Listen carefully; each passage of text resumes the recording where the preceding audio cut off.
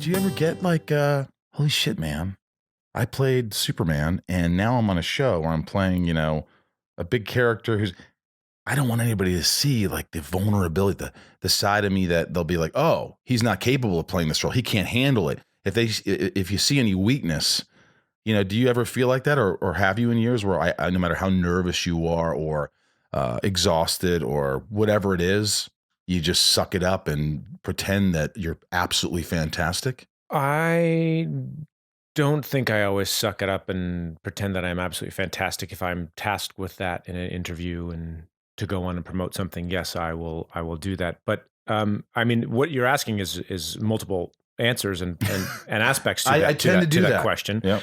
I would say that the end of my run as Superman and Superman Returns, that did not that did not pan out the way I thought it was going to, the way everyone around me thought it was going to. And so I had to really come to terms with a lot of that.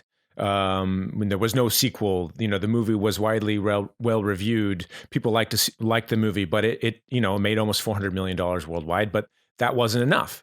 And it was a very slow fizzle out of the possibility of a sequel over the next 2-3 years. And I did everything I could do that I thought in my world to help make it happen.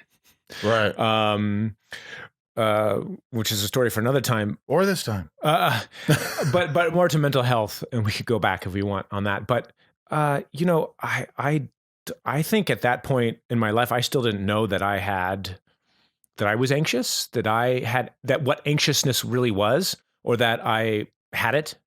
That anyone could experience anxiety. Yeah. Did you believe it? I mean, you believed it, but you just, did you ever see anxiety? Did you ever see I don't think certain things where you're just not aware of it? I don't think I let it in. There's a whole thing about, go back and look at my childhood, anybody's childhood, and we all grow up a certain way, believing certain things and seeing the world in a way. And I pretty much saw rainbows and hearts and rainbows, and made everything that I didn't want to be, that wasn't hearts and rainbows, into hearts and rainbows. It's called bypassing, right? So I grew up in a culture of bypassing, spiritual bypassing, using God or using something else to good parents, good upbringing. It's gonna be okay, because just give it to God and it will, everything will be okay because of that, right? Which is can be very calming, right? It's a way to like, okay, I don't have to worry about this, but that catches up to you. Eventually, right? Because then you're only living life in white, and life is black and white. Yeah. You can't have one without the other. Right. It's essential for life. Yeah. And through multiple career experiences and showing me that I have an opportunity to learn more, and through my wife Courtney Ford, who's been an amazing help guide in finding balance in my life. Because she was with you through that whole thing. Yes, she was with you. If you didn't have her when you had Superman Returns, right? Yeah, because you met her in 2002, 2003, fall of 2003. Yeah. Oh, it's very close. Very close. But I always think, how do you get through things? Yeah, there's so many things. Death.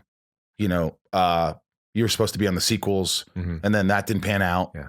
And if you don't have anybody to vent to or really go deep and be vulnerable and real, and you just deflect, you're like, fine, I'm fine.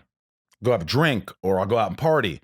You're just prolonging the inevitable. What's happening is distraction, distraction, distraction. And all of a sudden, 3 years later, or 2 years later, or a month later, you start to feel things and you don't even know where they came from. Well, why do I feel this? Why did I get so upset about that? Why was my response so... And you have no idea. And then it's lost in translation. You don't even know why you're upset. And you then, through whatever therapy, or you realize it's coming all from that, all these things that I kind of tucked away. Yes. I mean, that's what I found. So it's nice that I was doing some reading, and I do that occasionally, but reading, but it just, I noticed Courtney was the theme. Courtney was the sort of the running theme that was just like, I see how important she is to you.